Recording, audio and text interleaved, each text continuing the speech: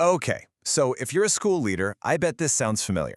You spend a ton of time and money on some exciting new educational technology, only to walk down the hall a few months later and see it just sitting on a shelf collecting dust. It's a super common and, let's be honest, really frustrating problem.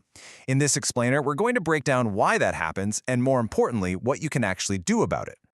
So let's just ask the big question right up front. Why is your new tech collecting dust? You did all the research, you got the budget approved, you rolled it out, but your staff just isn't using it. This is a huge challenge in schools everywhere. And the answer? Well, it might not be what you think it is. Does this sound familiar?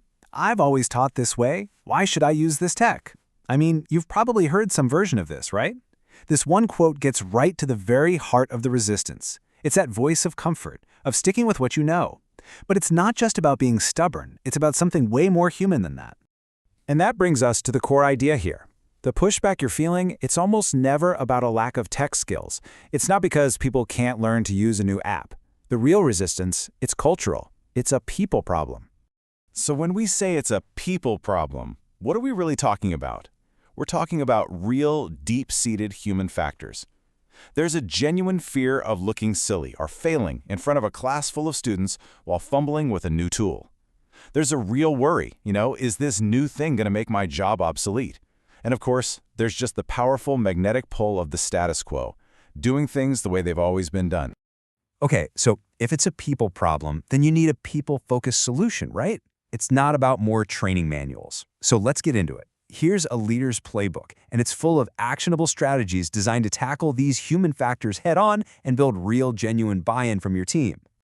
First up in the playbook, you have got to identify your change champions. You know who these people are. They're the enthusiasts, the early adopters who get genuinely excited about trying new things.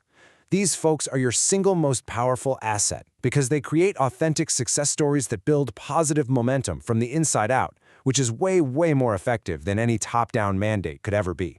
So how do you actually use your champions? Easy. You start small. Forget about a huge, disruptive, school-wide rollout. Instead, you pilot the new tech with just this small volunteer group. Let them be the ones to figure things out. Work out the kinks. And, this is absolutely crucial, gather some real data on how it benefits students. Then, you share those concrete, positive results with everyone. It's proof, not just a promise. All right, the next play is all about what we call distributed leadership. This is just a fancy way of saying you need to share ownership.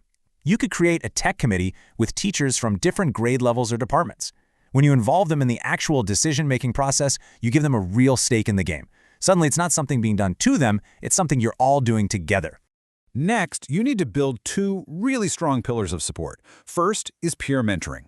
Let's face it, teachers learn best from other teachers, people who get their daily struggles, who speak the same language. The second pillar is providing time and recognition. Offer paid time for them to learn, and then publicly celebrate their efforts. This creates a positive buzz around the change instead of a fearful silence. We also have to be real and address the practical concerns. A massive source of anxiety for teachers is classroom management. They're thinking, what if all my students are just off task on these new devices?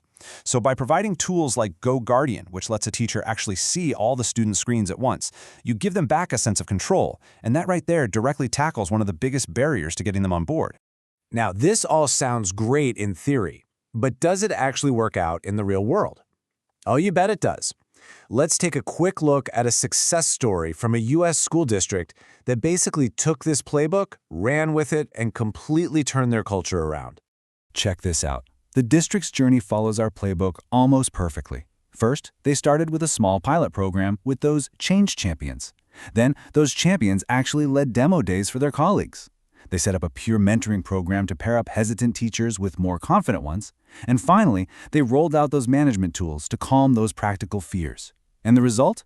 All that resistance slowly melted away and turned into curiosity, and then widespread adoption. It works. All of this, the problems, the playbook, the success story, it all brings us to the single most important takeaway from this whole explainer. It's what I call the 90-10 rule. If you only remember one thing from our time together, please make it this. So what is the secret formula?